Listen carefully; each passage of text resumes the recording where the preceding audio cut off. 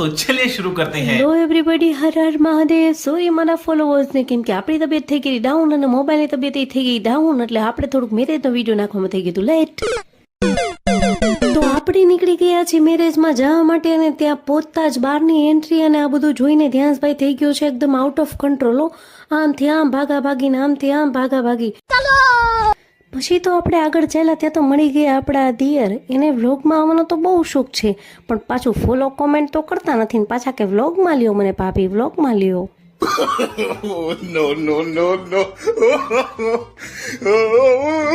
પછી તો મારી દીદી આપણે અંદર એન્ટ્રી, પણ ધ્યાન સાને એના પપ્પા આપણી રાહ જોતા નથી, આગળ આઈલે જ જાય છે. ને અહીંયા હું તમને જણાવી દઉં કે આપણે સમૂહ લગ્નમાં આવ્યા છીએ. 11 દીકરીઓના સરસ મજાના અહીંયા સમૂહ લગ્ન છે. બાજુ બધા લેડીઝ બેઠા છે, અહીંયા બધા જેન્ટ્સ, અને ધ્યાન્સ અને એના પપ્પાએ જગ્યા ગોતીને સરસ મજાના ગોઠવાઈ ગયા છે. પછી તો ધ્યાન્સના પપ્પા જોઈને બતાવે છે કે જો તારા મમ્મી વિડીયો બનાવે છે એને જરાક પોઝ આપી દે, અને પછી જો મારા દેર અને દેરાણી તમને બતાવી દો, જો મંડપમાં એ બેઠા છે. આપણે આપણી જગ્યાએ ગોઠવાઈ ગયા. ત્યાં તો નણંદબા કે મારા ફોનમાં કંઈક થઈ ગયું છે. જો તો ભૂમિ શું થઈ ગયું છે. ત્યાં તો મેં કીધું મારા ફોનમાં કંઈક થઈ ગયું છે, તમે તમારા ફોનની ક્યાં કરો છો. બહુ સરસ હતો આ સરસ મજાનો કરિયાવર જે દીકરીઓને આપવાનો છે. અને અમારા ધ્યાનભાઈને નખરા જોઈ લ્યો, એના નખરા કાંઈક ને કાંઈક ચાલુ જો.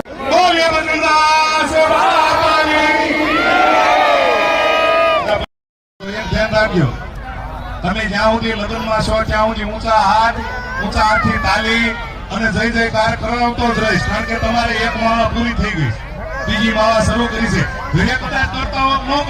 જો તો ખરી આમ ઢેકડા મારે છે. આનું તો મારું આવવું જોઈએ. અને જો આ બાજુ ફેરા ચાલુ થઈ ગયા છે. ધ્યાનભાઈ રહેતા નહોતા એટલે એના પપ્પા લઈ ગયા અને બારે આટો મારવા. પછી તો ભાઈ જો અહીંયા ગાડીમાં બેસી ગયા, અને આમ જો અંદર એક સરસ મજાનું ડાન્સ પરફોર્મન્સ હતું.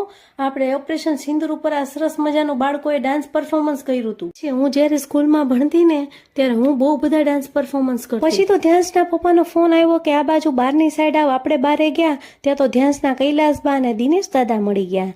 ત્યાં તો એ કે હાલો અમે ફોટો પાડી. મેં ફોટો નહીં લાવો ને તમને વ્લોગમાં જ લઈ લો. ત્યાં તો અમારા નાના નણંદબા મળી ગયા કે ભાભી હું. મેં કીધું હા હા તમને લઈશ, ઉપાધિ કરો માને. लेकिन ये साला कर क्या रहा है यहाँ पे? આપણે અંદર ગયા ને એટલે છે ને આપણો આ ભાણિયો મળી ગયો. એ તો ફોનમાં જોઈને કાંઈક આમ અજીબ જ હતો. એટલે મેં પૂછ્યું શું, તો એ મને સામું પૂછે છે કે શું, મને નથી ખબર શું.